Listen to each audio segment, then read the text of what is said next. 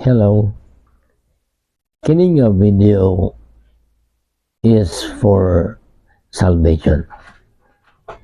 It's for you to know how to get saved. Saon nga, heaven is sure for you. If you're interested, listen until the end and you will be saved. Your name will be written in the book of life. How to be saved? Believe God and that He loves you so much, He cares for you. But maybe you said, I'm a sinner. God sent His Son, Jesus Christ. That's why Christ came. Christ has many names in different nations.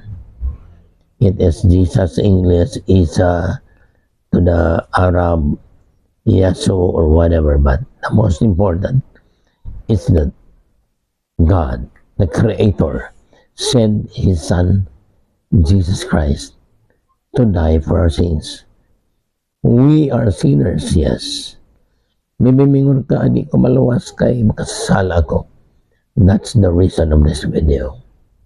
Para kung madawat ni mo si Jesus, bisan dili ka ingon, uy, buutan ka na karon, but willing kang mudawat kang Kristo o babago ka. Start ka na din og Bible study, basang Bible, mag-unay mo kinabuhi, kitabangan maka Holy Spirit. If you believe that, o gusto ka nga ang langit, sigurado ka lang nimo, very simple. Tuoy nga siya ang kordero sa Diyos nga nagwagtang sa laas kalibutan. A simple belief. Pagtuo nga ang kamatayon sa cross, alang ka natong tananong ikaw o sanin. Kay siyang kordero sa Diyos nga nagwagtang sa sala sa kalimutan, unsa pagkang imong sala.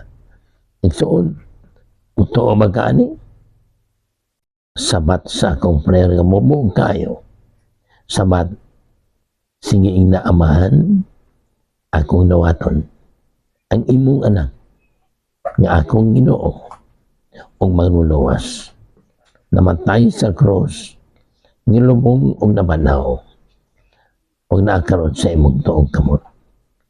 Salamat amahan sa libreng kaluwasan o akong ginawat ang Espiritu Santo sa akong kinabuhi. Salamat sa kaluwasan kay Kristo. Amen. Igsoon, congratulations. You are saved tungod sa imong pagtuo sa gihimo ni Kristo dito sa cross sa Kalbaryo. Kung sa iyang giingon atong tulisan nga nangayong tabang na ingon niya karon na yung mag-umantas para iso. Maong gyapon ang imong gimo. Gidawat nimo sa imong inumaluluwas. Karon ang adlaw sa kaluwasan. 2 Corinthians chapter 6 verse 2. Written by St. Paul. Karon ang adlaw sa kaluwasan. Dili magkaluwas sa religion. Pagtuman sa 10 Commandments, magkaayo man na pero dili magkaluwas. That's why Christ came. Human ka maluwas karon, isulat ang imong ngalan sa libro sa kinabuhi. Revelation chapter 20 verse 15. Ang ngalan nga wala sa book of life dito sa linaw sa kalayo, dili langit. Luke 10:20, ingon si Jesus, paglipay mo ay mong katingala nga ang mga demonyo mo dagan kung inyong amugon. Kalipay mo kay inyong ngalan na sulat na sa masaon sa kinabuhi. Ikso ng kaluwasan kanina pagdawat nimo. Ikaw kung nalate ka karon pag paminaw, i-review a video og dawatas Jesus Christ ay mong Ginoo malaluwas. Open to all religion. Not only born again evangelical, open to all. Heaven is for all, everyone. Wala religion sa langit. So receive Christ in your heart and review a video. Pray with me and your name will be written in the book of life. Okay? And then, after salvation, hindi pwede hindi ka mabago. Your life will be changed.